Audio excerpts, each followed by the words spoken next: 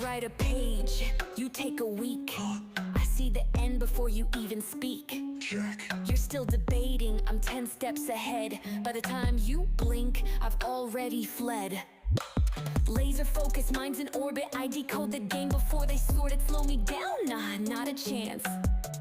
I'm the glitch they never planned. She's too fast. She's too loud. It's gotta be AI. Not normal. There is a truth societies handle very badly. They forgive a useful lie far more easily than a truth that disturbs their comfort. And maybe that, at its core, is what Wicked captures most accurately. Elphaba is not rejected simply because she is different, nor even because she becomes politically inconvenient. She is rejected because she escapes symbolic discipline. She cannot be smoothed out, reframed, or turned into an acceptable variation of what the system already knows how to absorb. And that is precisely where social hatred kicks in. Not always in the spectacular form of openly declared persecution, more often in the more elegant, more modern, more hypocritical form of a diffuse verdict. Too intense, too radical, too complicated, too angry, too visible. Too much is one of social order's favorite tools. It sounds descriptive. In reality, it is disciplinary. Sociology has known this for a long time. Deviance is not an essence, it is a relationship.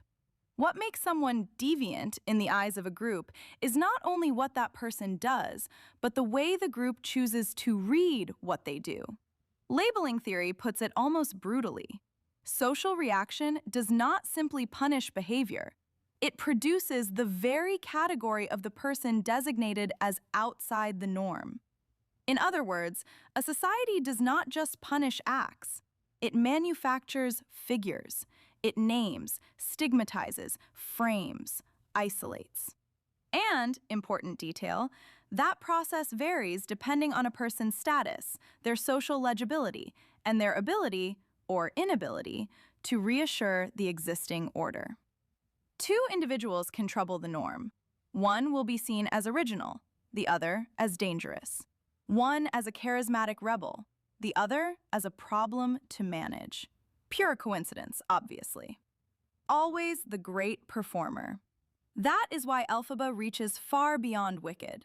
She points to a universal pattern. Integrity becomes intolerable the moment it stops being decorative. A form of dissent that is pretty, stylized, culturally bankable can be tolerated, sometimes even celebrated. Societies love rebels as long as they remain consumable, as long as they function as an aesthetic, a quote, a courage-themed mood board. But actual rebels, the ones who really challenge useful narratives, the ones who refuse to collaborate in their own domestication, quickly become a problem.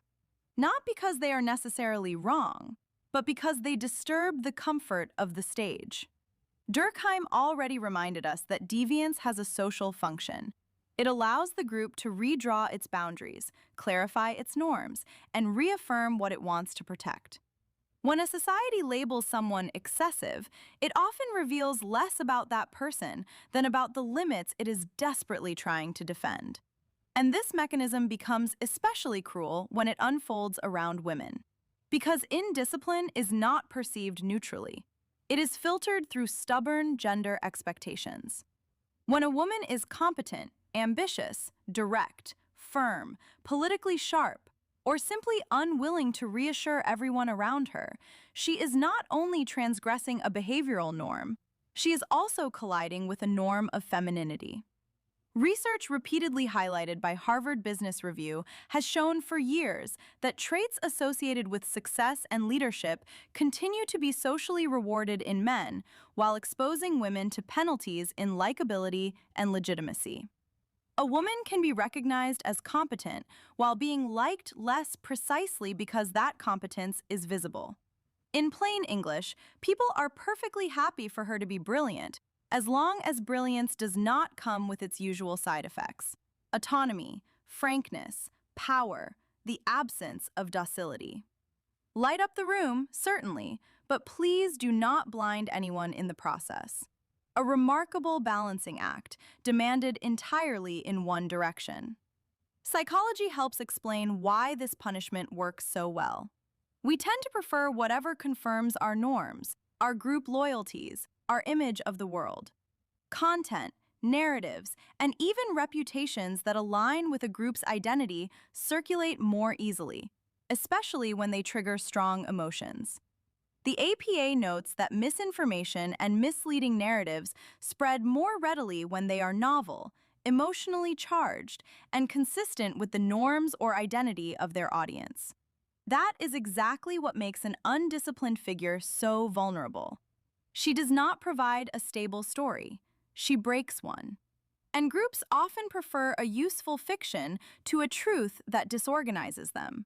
So they will tolerate a lie that protects cohesion more easily than a true statement that forces them to look at themselves too closely. This is not just individual cowardice. It is also a cognitive and collective logic.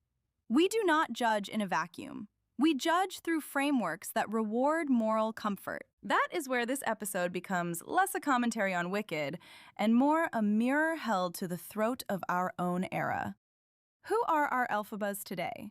Very often, they are public or private figures judged not because they lied, but because they failed to play the social game of respectability correctly. Women who are too outspoken, too sharp, too political, too unwilling to be charming in the way they disturb things. People who commit the supreme offense, failing to offer society packaging smooth enough for their truth. And on the other side, how many useful lies, polite compromises, elegant falsifications continue to circulate peacefully because they have the right tone, the right face, the right narrative?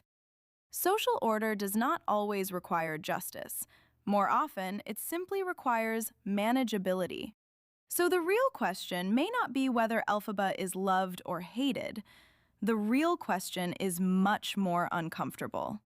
Why does naked integrity make us uneasy so quickly when it does not arrive in a form we find pleasant?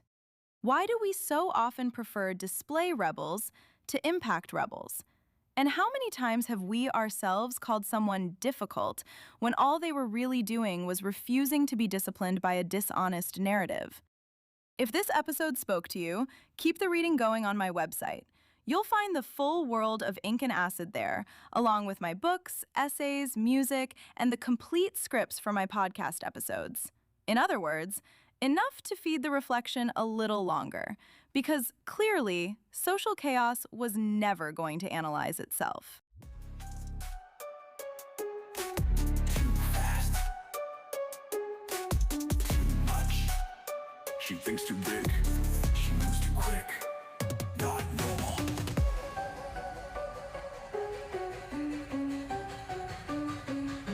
I write a page, you take a week. I see the end before you even speak. Check. You're still debating, I'm 10 steps ahead. By the time you blink, I've already fled.